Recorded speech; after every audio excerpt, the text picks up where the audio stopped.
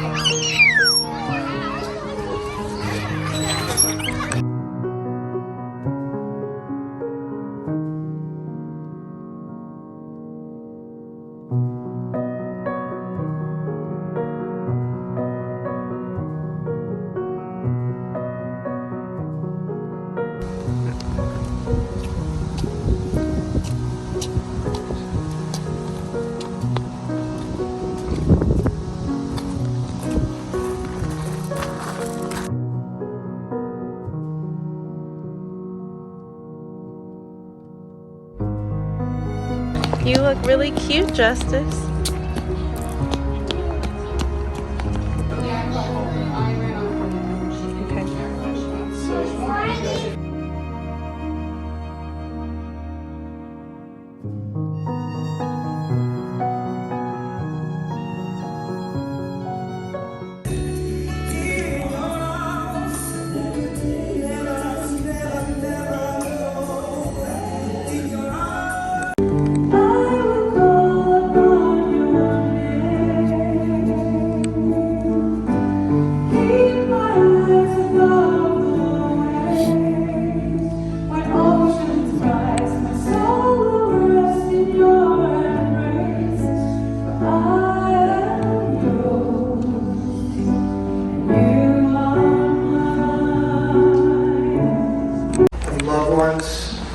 Family, and in friends. And we have gathered here today to honor that name by paying tribute to a man and by bringing glory to his God. We're going to do so in word, as you're going to hear testimonies of tribute. We're going to do so in song. And we are confident that though Ricky is absent from the body, he is present with the Lord, where there is fullness of joy forevermore. I've known Ricky Nelson since 1979.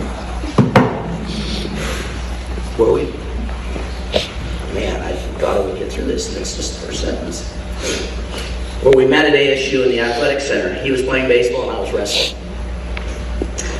We had a gap in our relationship until we met again on October 15th, 1989 in the Maricopa County Juvenile Detention Center. We weren't in there. We were working. We were adults. My first shift that I worked was the 11 p.m. to 7 a.m. overnight shift. As I walked down that long corridor, the first person I saw, even after all that time, I recognized immediately with an unforgettable smile and a contagious laugh. It was Ricky Lee Nelson. We've been deep friends ever since. I have the privilege today to share a story containing a series of Ricky's favorite verses that he spent the last several years enthusiastically studying, memorizing, and encouraging people with. Ricky shared these verses everywhere, anytime, without fear of any man. I'm honored to share them today in this place. For Ricky, the Bible tells one big unified story. Not a once upon a time story, but more like a true story that Pastor Nathan's going to share about Ricky's life. But this story is the grandest story. It encompasses all our lives and all of time. It is a story of reality. It's told by God, the God Ricky loved profoundly.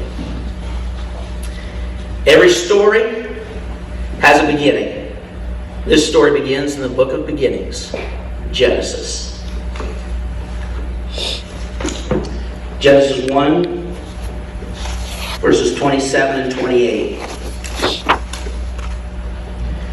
So God created man in his own image. In the image of God he created him. Male and female he created them. And God blessed them. And God said to them, be fruitful and multiply and fill the earth and subdue it. And have dominion over the fish of the sea and over the birds of the heavens and over every living thing that moves on the earth. These verses tell us who God is and what man is. We are made in his image, both male and female. As image bearers, we are commanded to rule in his place, but only as he would rule. God then blesses us and tells us how that blessing is to be obtained. It comes through the process of dominion. In the work of being fruitful, multiplying, filling the earth, and subduing it, we come to manifest God's glory. And the necessary effect will be the experience of joy unspeakable. Everybody's introducing me as Stickweed. It finally dawns on me they really don't know my name. So I'll get to the story of how I got that name, Stickweed, eventually, because Ricky's the one that gave it to me, unfortunately. But Ricky Lee and I were teammates at ASU. We got a few of our teammates here as well, and it's great to see them.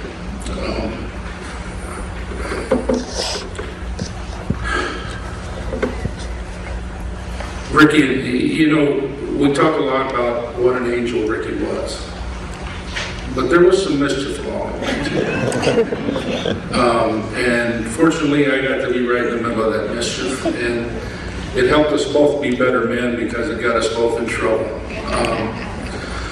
So where I actually met Ricky was, he's from this small town of Eloy, small farming community. I'm from here in Chandler. Back then, a long time ago, Chandler was a very small farming community as well. It wasn't as small as Eloy, but it was still a very small town. And we couldn't play Eloy in baseball during the school season because we were in a little bit higher division than they were. We were a little bit bigger school. But in the summertime, we had a chance to go down and play down in Santa Cruz. And they had an unbelievable baseball program down there at that time. And some of the things that was said earlier, I played against some of those teams, you know, and Eloy was known for its football people, but there was some really good baseball people come out there as well.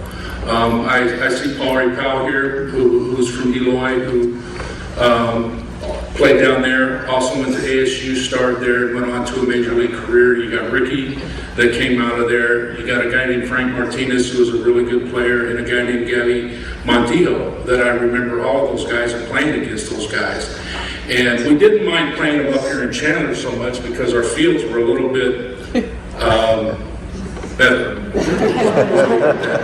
But when you go down to Eloy, they were proud. And we didn't really like to go down there because I'm probably embellishing on this a little bit, but probably not a whole lot. I remember playing on their field and diving back into first base, and if you're from Arizona, everybody's familiar with what a goat head is. It's a sticker that will get you no matter where you're at. Somehow they got this sticker patch right in front of first base. Anytime you dove back to the bag, it would eat you alive, right? So we call them goat heads, you know, and we started saying, no wonder these guys are so tough down here. They play through the goat heads and it doesn't make a bit of difference. So once the game started, you know you were into something, all right? Fast forward, we get to ASU years later. I started playing against Ricky in 9th and 10th grade, somewhere along in that area. And we were both, believe it or not, as you can tell by the both of us, back then we were really skinny, scrawny kids. Thank God Ricky learned how to cook because it helped both of us. When we get to ASU, he is now there and it's kind of rekindled. I knew him a little bit, but I got to know Ricky really, really well. And Ricky Lee was a tremendous I'm still in the baseball profession, so I'm going to use some of our acumen, that he was blessed with natural tools. He could hit with power, he could run, he could throw, and he could play above average defense. He was a mainstay in right field for us on that championship team, and some of the things I'm going to tell you will resonate with you guys because you'll understand throughout this what a kind of person Ricky Lee is.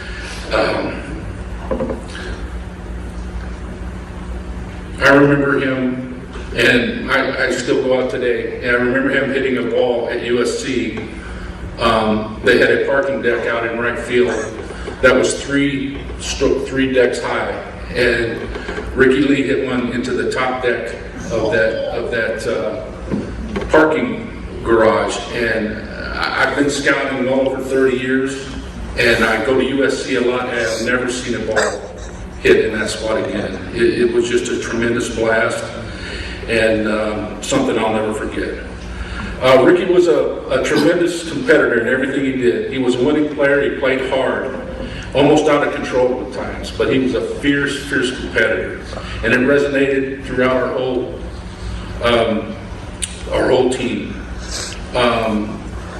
One of the things that Ricky didn't even know that he did was Coach Brock liked to get us, before we took the field, in front of the dugout in a huddle and go out, take the field together as a team. Well, as time went on, Ricky was always the last one there, and I figured out why. Ricky had a very nervous stomach, okay? So as we're waiting there, somebody would say every time, "Where's Ricky Lee?" And he would be in the back somewhere figuring out a place where he could vomit, right? And we're all out there waiting for him. And all of a sudden he'd come busting around the dugout and he'd say, "Okay, boys, I'm ready, let's hit it." And away we go. So it was up to him to bring us all together and lead us out to the field. Playing on that team was an unbelievable accomplishment.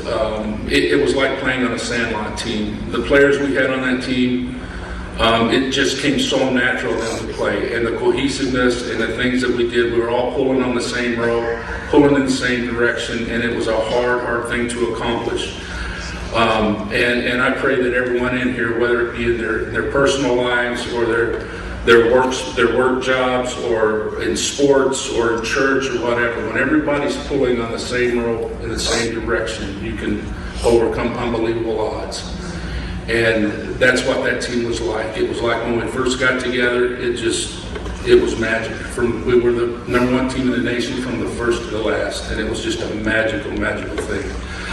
And along the way, we had some comedy of errors as well. As we all know, and we're just going to take, Ricky's an angel, okay? We got that out of the way. He's an angel, all right? So we also know Ricky's very stubborn. And Ricky is very hard-headed at sometimes. And Ricky hated to disappoint people. And if you did something to him or asked something of him, he was going to either prove you wrong or die trying, right? So Coach Brock, he was a stickler. He was a disciplinarian. I mean, we all had good discipline. And it was because of Coach Brock. And one of the biggest things, if you weren't on time, there was going to be an issue, and you were going to pay for it. Well, I wasn't there at this point, but Ricky told me this story one time. They were in Las Vegas, and he either missed the bus, Bert, Alvin, you guys may remember this, he either missed the bus or missed the plane, or did something. He's telling me this story later. And at that time, UNLV played outside of the city. They were a few miles outside.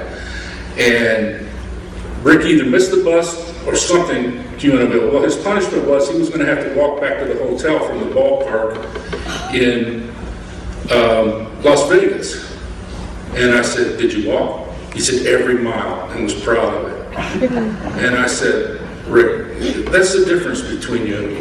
And 99% of the people in this room would call a cab." Nobody would have done that. He goes, "I was determined that man wasn't going to beat me today." And that's what drove Ricky to do some of the things he did. He was going to prove, and he did it. He or died trying, one of the two. So the story of stickweed. When I was growing up, like I said, I was a rather thin, scrawny kid, and I developed the name Stick for all growing up. Everyone called me Stick. But when I got to ASU, Coach Brock made us also go to study hall. Okay, so we go to study hall. Well, the tutor is the football coach's daughter. She might have been a year or two older than we were. And we'd get to talking with her and, going through some things. And we'd eventually talk her into going to the dog track right over there in Phoenix. And she'd let us out. We'd go to the dog track. And when we get over there was a dog named Stickweed. This was the worst dog that ever did that track. But I bet on this dog every time I saw him. And Stickweed would come up, I'd put money down, he'd get dead last, over and over and over. After a while, Ricky started calling me Stickweed. And to this day, I don't know how that name stuck,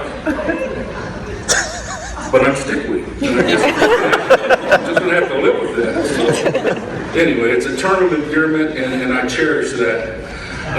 One other story, if I can share with you, I got several here, so I'll kind of just go through them, and then I'll get to my crush of what Ricky is. Also, while we were in college, I had a 65 Mustang.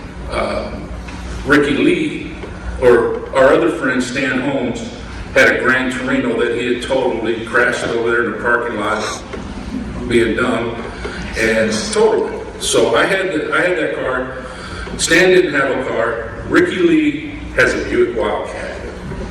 Red one. This thing was as long as from me to that door. And we could fit 2 baseball teams and an umpire in that car. In a scrimmage. That's how big that car was. And we loved this thing. We called it the Love Ball. It was awesome. So Stanley, our other friend, God rest his soul, passed away a few years back, talks Ricky Lee. He lived over in Dos Palace, California, where if you don't know where it is, it's another little farming community. I think Coach Brock had something about this work ethic on these little farming community kids, right? He was from a little farming community as well, but he was over in California in San Joaquin Valley in between Fresno and Modesto. So somehow Stanley talks me and Ricky into taking him to California over Christmas break. Bad mistake. So we got the Love Boat, we get as much gas as we can in it, we take off, and it's probably a 9-hour drive over there, but we managed to make it into about a 14-hour drive. So we get down, and once you come down that hill towards Bakersfield, that is all farmland down there, and people who grew up in the farmland know in the wintertime you're going to get a little fog, and we got a lot of fog down there, and it took us about 4 hours to go 100 miles down there, and we were scared to death.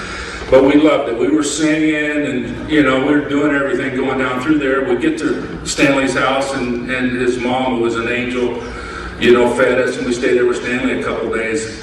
But now we got to get home, and we're broke. We got zero, right? We got maybe enough gas to get home. Then boom, tire goes bang, right? Now we got to buy a tire. So Stanley's already back. Me and Ricky are headed back to Phoenix, right? And we get back. We ended up getting a tire somewhere in Los Angeles, but man, we got almost no gas. And to make the long story short, we stopped in Tonopah, almost out of gas. And we start tearing this car apart. We're looking for chains that fell through. We're looking for anywhere we can find some money. I thought about selling the jack, whatever it took. We're going to try to do something. So we get back, and I can remember pulling into our Stan and I's house over in Tempe, and we're just going.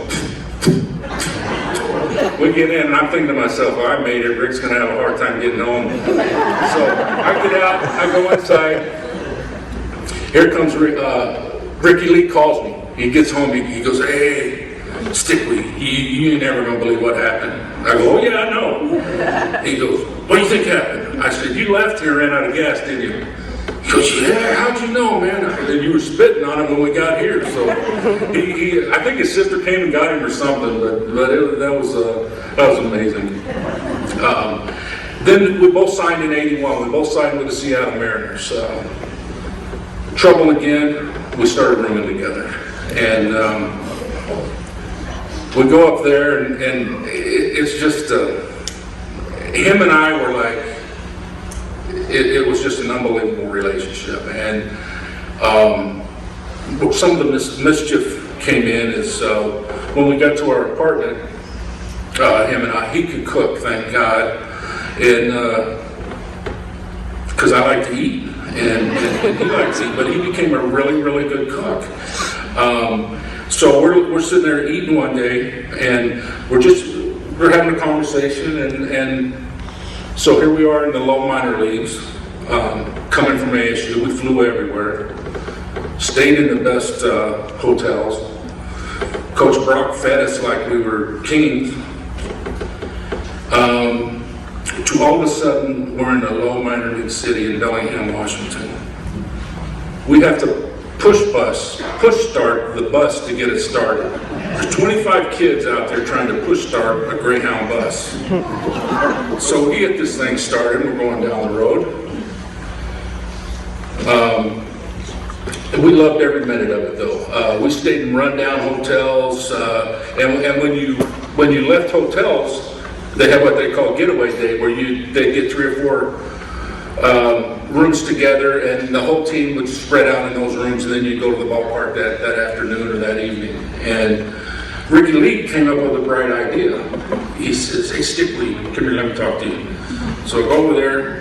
He says, "Hey, we got no towels back at the hotel. Back at the apartment." He says, "Grab a couple of towels, put it in your bag. I'll grab a couple, we'll be good." Heck of a plan, Rick. Heck of a plan. So, lo and behold, I put a couple towels in my bag. Sorry. But to be honest, we later came right with the Lord with that. So, Ricky says, put a couple towels in there, and so I go, so I'm loading my stuff on the bus, our manager comes up to me and he goes, what you got in the bag? Oh, man, I said, man, I'm sorry, I got a couple towels, man, I apologize. And then he starts ripping me upside one side, down the other, and I'm thinking, oh my gosh, my career's gone before it even gets started. They're gonna send me home, and he's screaming at me, and I'm glancing around, I see Ricky over there, and he's just going. So, and I'm kind of looking at him, and so anyway, the manager fines me $100, and I gotta apologize, and the whole 9 yards. And so I get over to Rick, and I say, Rick, what's up with the towels?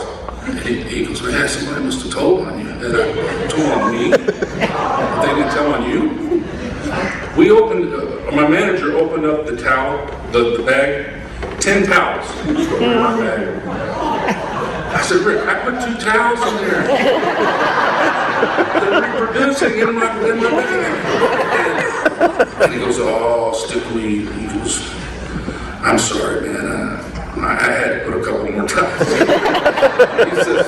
He says, I appreciate you not saying anything about it, but thanks for not throwing me under the bus. Thanks for taking the beat. Okay, very well. So anyway, that's the towel story. And the one thing about Ricky Lee, like I said earlier, he was a tremendous, tremendous competitor. And while we were at ASU early in the year, he had hurt his ankle. And he kept trying to go to the doctor, or not trying, he kept going to the doctors and they'd taken x-rays and doing the things, and they never could find out anything wrong with his ankle. And he continued to play on it. He'd get treatments and do the things he needed to do to get himself ready to play. And he never complained about it. Once he got going, he would play 110% no matter how he felt that particular day. And I'll never forget, once we got to Seattle, it got a little bit worse, and he started limping a little bit more. You couldn't really tell it when he was walking, but when he ran, you could see that he was limping and he was hurting. So they took him down, and I don't know what different tests they did or whatever, but they did some tests and found out Ricky Lee had a broken bone in his foot. And he had played that whole year through the championship, through the regionals, with a broken bone in his foot, and never complained about it, and played till his heart desired. And once I saw him go through that, I knew that was a warrior I could always depend on for the rest of my life. He was a tremendous warrior, a tremendous fighter, just a tremendous teammate and a tremendous man. If you don't mind, I'll go over a couple more stories that I think are pretty good. Once you signed, back in those days, once you signed a bat contract with Louisville Slugger, they would give you a set of golf clubs.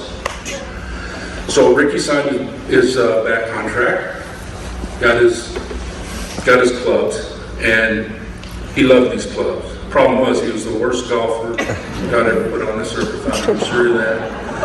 And I might have been worse, to be honest with you. But anyway, he says, hey, he calls me Pig, stickweed. What are you doing? Nothing. Hey, let's go golfing. I said, golfing?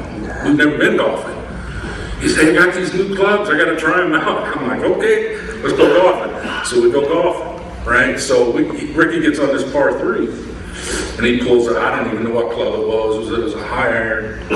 He pulls it out, and he's holding this thing loose in his hand like a baseball bat. And I'm thinking to myself, this is not going to be good. So we're teeing off. There's a pond right there and a green right behind the pond, short par 3. So Ricky he's got a baseball swing, takes this swing, and all of a sudden here goes this club twirling. Boom, right in the middle of the pond. And I'm laughing so hard I can't keep it. But when I look up, Ricky Lee is on a hot walk towards the pond, and he's stripping. Now, it's 8 in the morning in November, December, and he's stripping everything out. He finally gets to the edge of the pond. He's nothing but boxers. And it was cold out there, and he starts tiptoeing out there in the middle of that pond. He's about up here, and he's going like this, trying to find this golf club, and I am just roaring back here. And so I said, Ricky Lee, you ain't find that thing. That is 10 inches deep in that mud. I said, you might as well get out of here. He goes, I am going to find this thing. And he was determined to find it. Never found it. Gets out. We get him all dried off. Get him back to the club. And then I was telling Carrie that story the other day, and she said she still has the golf clubs, but I'll be willing to bet that one of them high-iron golf clubs are missing in that thing. So when Ricky's playing days was over, and it was touched on a little bit here, Ricky loved baseball with a passion, and he was very good at it, and he was a very good teacher at it. Michael said earlier, he went to work for the Oakland A's in Arizona Rookie League and ended up winning. That is true. By the way, I'd like to fact check Rick on some of these things in here. I wish he was here right now. Marching band and football. Don't know about that one, but I'd like to fact check him on it. But anyways, so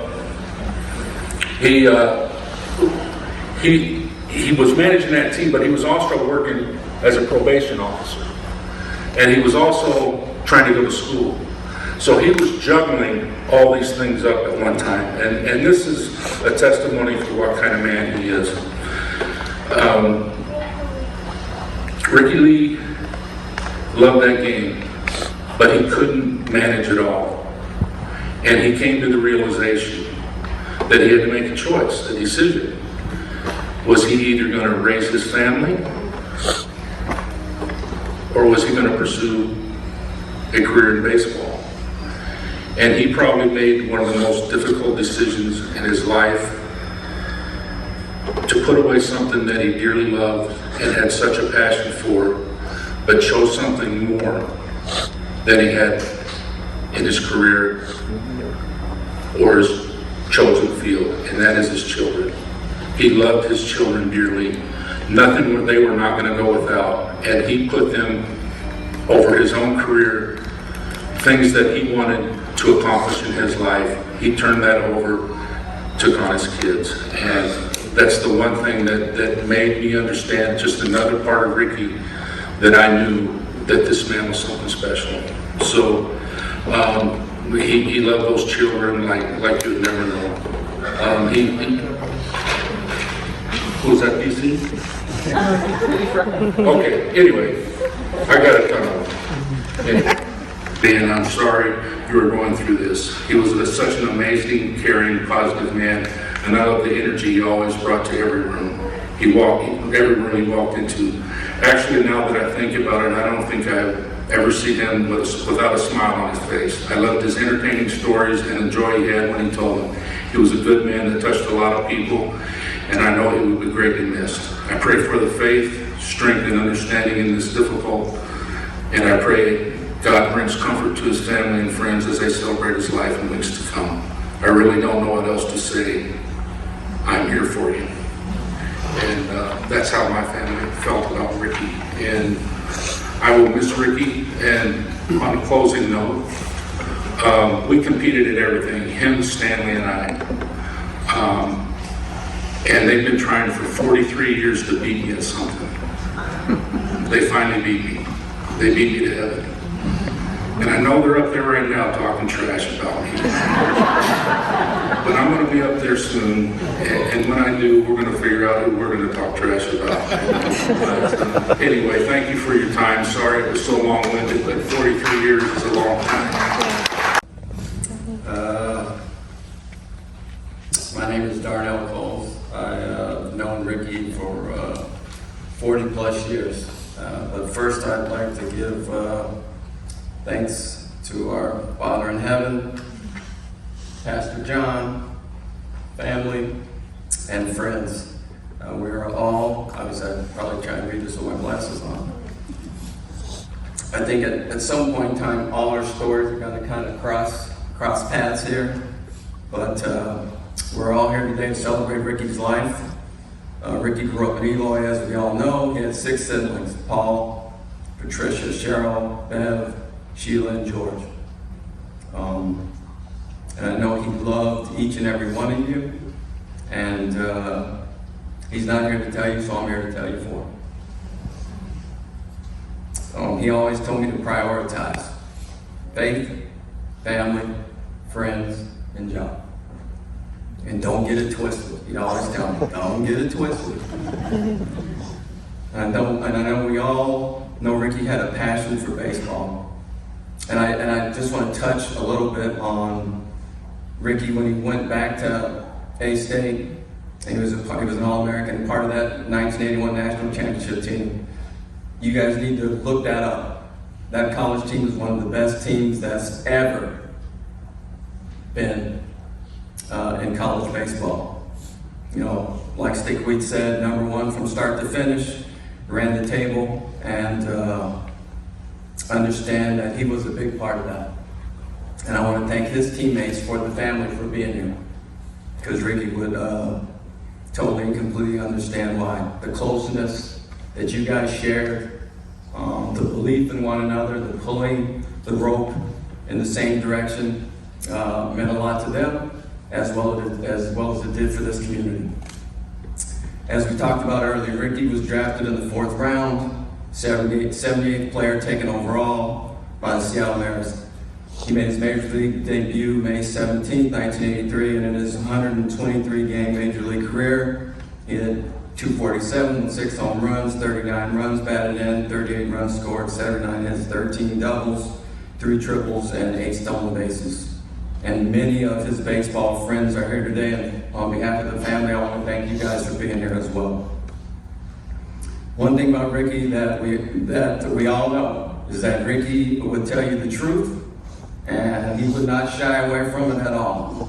And part of the reason why I'm the man I am today is because Ricky, at a young age, I was that #1 draft pick that came in, the afro, bobbing all over the place, that he had to corral, and he did it quick too. He did not hesitate. He says, boy, you're gonna play in the major leagues, then I'm gonna help you get there, but once you get there, we ain't gonna do nothing stupid. So I was like, all right, I'm gonna do exactly what you want me to do. So his impact on me and my family will affect us for generations, and I'm so grateful for that. I'm also going to retouch on Ricky going back to get his diploma, because that was something that he was bound and determined to do. But when he went back, he didn't get just one major; he double majored in exercise science and physical education while raising the kids and working 3 jobs and taking classes at junior college and all that. So we all know he could multitask, and he did not hesitate with like Stickweed said, making a choice at some point in time that he was going to put his family first. Ricky Lee was like a big brother to me. He was a strong, Christ-centered family man who always put other people's needs before his own. But most importantly, he always made you feel like you were the most important person in the room. This is a quote that I thought that would fit this moment by former First Lady Eleanor Roosevelt. And it is, many people walk in and out of your life, but only true friends will leave footprints on your heart.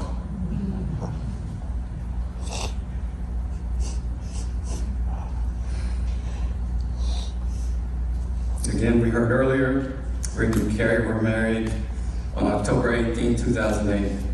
Between them, they had 6 great kids, which we talked about earlier: Alexis, Ashley, Austin, Marie, Caroline, and Zach. From those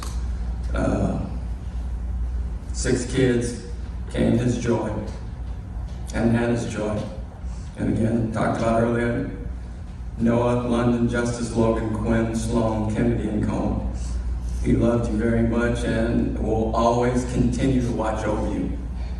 Whenever you think things go awry and you get your quiet time, you can always reach out to God, and you can always reach out to Rick. It will always be there.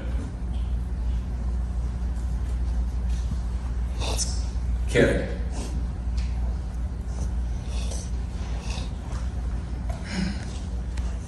You changed his life. And there aren't enough words for me to describe Ricky's love for you. You're the most beautiful woman he has ever seen. Special, affectionate, dependable, patient, supportive, faithful, and most importantly, irreplaceable. You brought out the softer side of him, and those of us who knew Ricky couldn't thank you enough, because there was a hard side that we'd all have to battle with every day. But we thank you for that. And his love for you shows, and he truly loved you. I've known Ricky for 40 years, and this breaks my heart.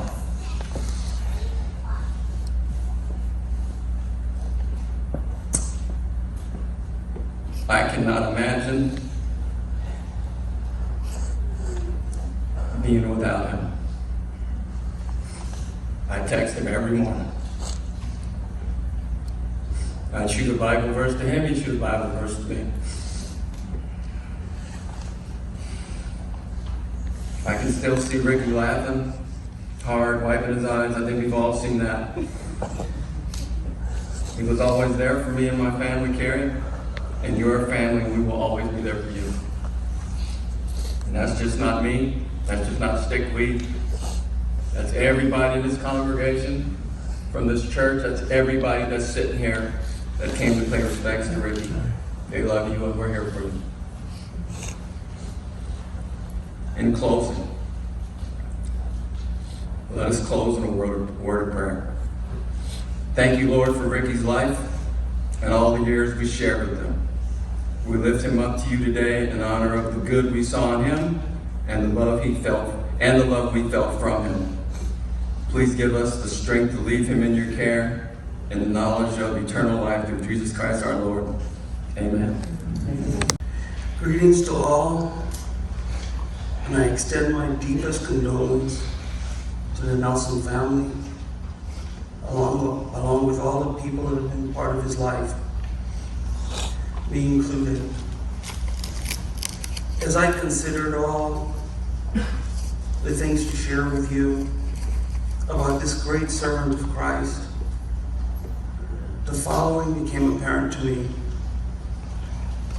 The good life he lived made it both easy and difficult to find things to say about him. What made it easy was I didn't have to fabricate any story about him. There was just too much out there. But what made it also difficult was I'd have to leave out so many great stories about him.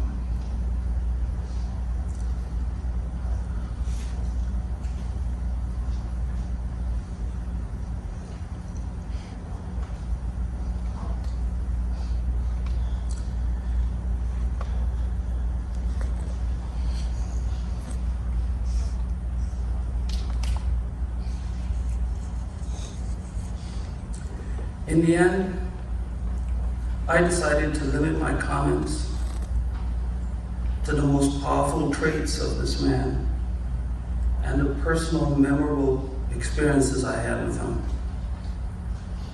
They're very, very important to me, very deep. I'll start with the most powerful trait. Ricky practiced simple Christianity and focused on obedience and serving people. That seems to be a theme you hear from everyone here.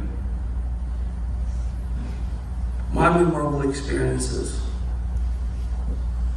the support he gave me in the early days of starting my business. He all of a sudden on his own realized I needed help to expand. So he took a day off from his job and worked with me as often as he could. There were some remarkable things that came out of him helping me. He worked so hard you thought he was working for himself. And he's so physically strong. I remember one time we had to lift an item onto a truck, and he said, just let me handle that. He grabbed it, just put it on the truck all by himself. I said, wow, you're strong. He goes, no, I used to be a lot stronger. I'm not that strong anymore. He helped me for over 2 years, coming when I needed him, and sometimes just on his own, he would show up. I wanted to get the total number of days he came and helped me by digging up some records, but I couldn't dig up any records. And you may not know why, but he refused to get paid for all the days he came and worked with me. I suspect he worked with me about 50 weeks or so over the course of 2 years. I don't have the best memory of, I can't put the record together, but he was with me all the time when I needed help. That's the bottom line. Next memorable thing, Ricky managed money very well. He did not like wasting money. His sound management of money allowed him to make large purchases without going in debt. It was such an example.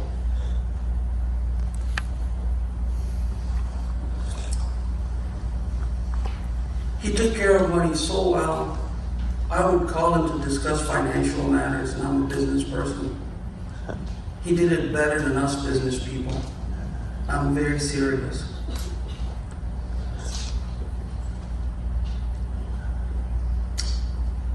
The last thing I want to say about him is how he dealt with me. He treated me with a lot of respect, had confidence in me, and believed in my endeavors. Because he believed in me, he called me and informed me about every significant development in his life. He wanted my input. If he grew concerned about anything in my life, he would call and try to check on me. I have a son that's a very good athlete like him. And he somehow, either in the news reports or something, found out about it. And he called me, he wanted to meet with him and guide him along. It was one of the best meetings. I remember getting a hold of my son and letting him know. And he was very sad about his passing. He played a role in helping him develop.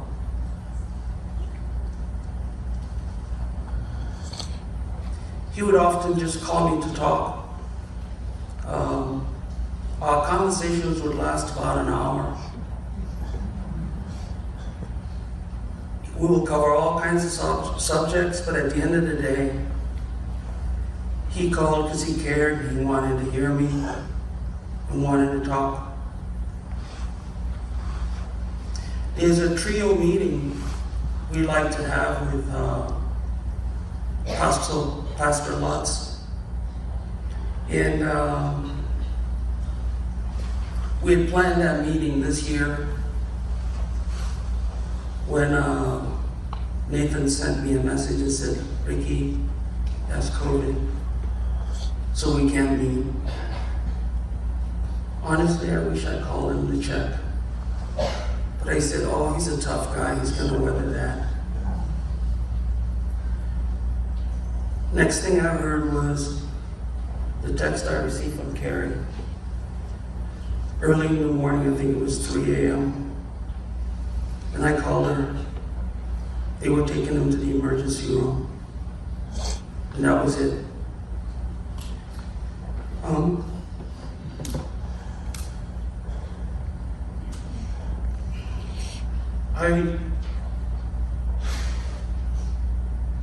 I thank God for him. and all the things he did for people. We spoke about many intimate things.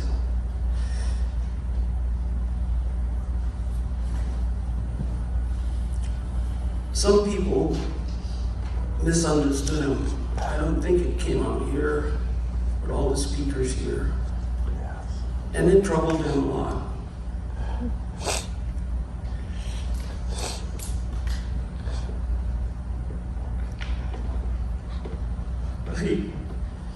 I wanted to see him rest a little bit in this world because he worked so hard. He was such a tired warrior. He never rested.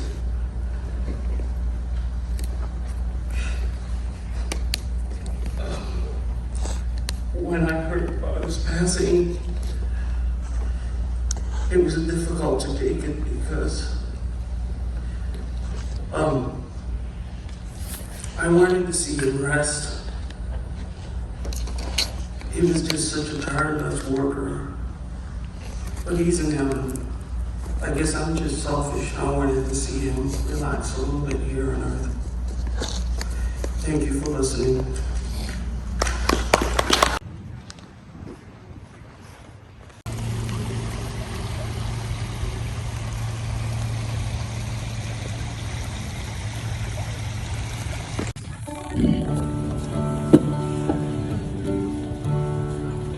For Ricky, thank you. And we'll see you on the other side, brother.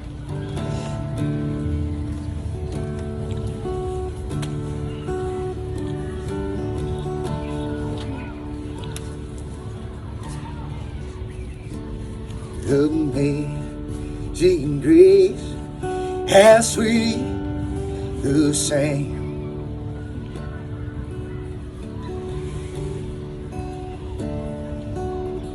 that saved a wretch like me.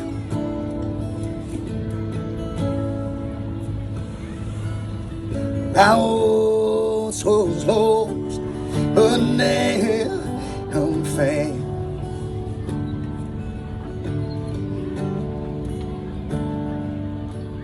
Was blind, but now I see.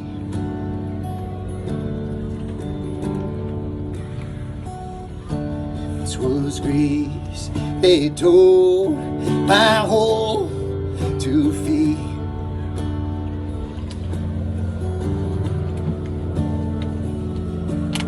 In grace, my fears relieved.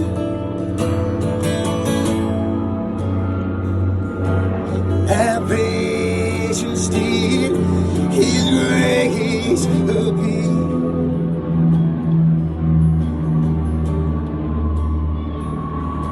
In the hour that I believed. And fashioned it afresh and anew in the likeness of his own body, a glorious body, according to the working of his mighty power.